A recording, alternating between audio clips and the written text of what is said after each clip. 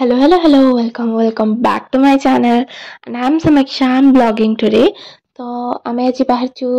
देवझर गोटे वाटरफॉल आउ अंशुभापी जीवार अच्छे तो मु से आपन देखुची मो हेयर को लेके बहुत फ्लिक्स करूची मते फुले कहीं होची मु जानिनी बट होउची तो हाँ मुझे टिके जस्ट अल्प ही स्ट्रेटनर मारी मु से ही देखुची ओफ जो फ्लिप मुझे करी बिना हेयर को बाप रे यू कैन सी बट भल देखा से हेयर स्टाइल टा मुझे हेयर स्टाइल एत समय मेंटेन कर पारे पुनी करदेली आम ये आसी पहुंच जाइए अंशुपारे भाई की व्यू मिनिमल चार्जेस लगुच बट व्यू ऑटोमेटिक अच्छी तो ये पॉन्ड अच्छी ये गोटे स्टेकेशन कौन अच्छी से पोखरी पाखरे आई डोंट नो से कौन but I think Etah staycation लगी ता पाखक गला एटा तो झाऊ गछ ता साइड रे अछि पद्म पोखरी से पद्म पोखरी पाखु जाई हेलानी सत बट आई फील लाइक बहुत सुंदर थिला तो से झाऊ गछ पाखरी इफ यू वांट टू माने टेक फोटोज आपण आराम से नहीं परिवे बहुत सारा गछ माने खाली झाऊ गछ नै अछि बोली नै बहुत सारा सुंदर सुंदर माने फोटो आपण उठेई परिवे बहुत सारा गछ अछि तो मु एठी बुलुची एंड आपण माने या परे देखिबे गोटे मस्त ओहो मु केंदे होची ए फूल कथा कहूची भाई एते अट्रैक्टिव ना मु सेई बाटरू देखि देई आछी एटा कोन बोली आमे एटा आनी लगेइछु भी से अंशु पर चोरी करी आनु तापरे आमे गोटे से जो नर्सरी को जाइतले सेठु आनछु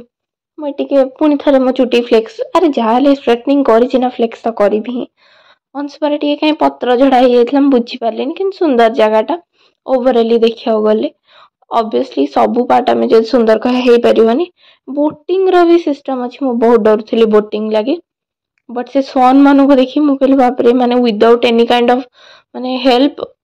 चल जाऊँ मु कहीं जीविनी तो से बोटिंग भी मुझे राजी होती तो चलो देखिया बहुत सारा फ्लावर थिला मते फ्लावर बहुत पसंद आउ फ्लावर देखी तो मो मन पूरा गदगद जहा हो एटलिस्ट माने बहुत सारा भल भल जिनस अच्छे आउ ये जो पत्थर आप देखुं से पत्थर सब मनीषर माने चित्र एनग्रेव होगी मुझे से कौन से मुड़की जो मिले ताकू खाऊथी सका किसी खाई जानी तो मुझे मुड़की खाऊली मामा टे वीडियो करदेला से हसी हसी गड़ी गली ये बतक को देखु बहुत सुंदर बतक थे बाकी पाखक गले गोड़े जाते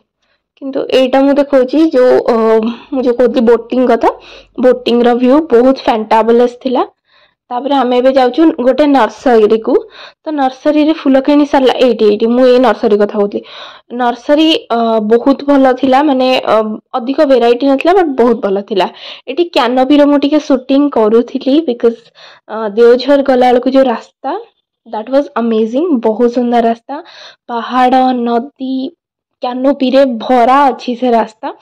आउ एटा होची देवझर रास्ताटा फर्स्ट रास्ता जहा द्वारा जीवो चलवाकू तो पड़ो ऑब्वियसली किसी भल जिनस पाक गले चलिया पड़ो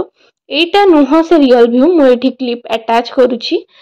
एटा होची से रियल व्यू आउ मुझे बाटे जाई पारलिन टू बी वेरी ऑनेस्ट मत बहुत डर लागला तो मुझे ही फेरी आसली आउ मत आप जनइबे कि मो ब्लॉग आपन को केमिति लागिला मु पूरा थकी जाइछि बिकॉज़ दिन जाक आमे माने बहुत बुलीछु से दिन तो मु बहुत थकी जाइछि but please like share and subscribe करबा को भूलिबेनी एठी हमें फेरुछु घर को तापरे खाइलु भी होटल रे मु तार ब्लॉग एते करि पारनी थैंक यू।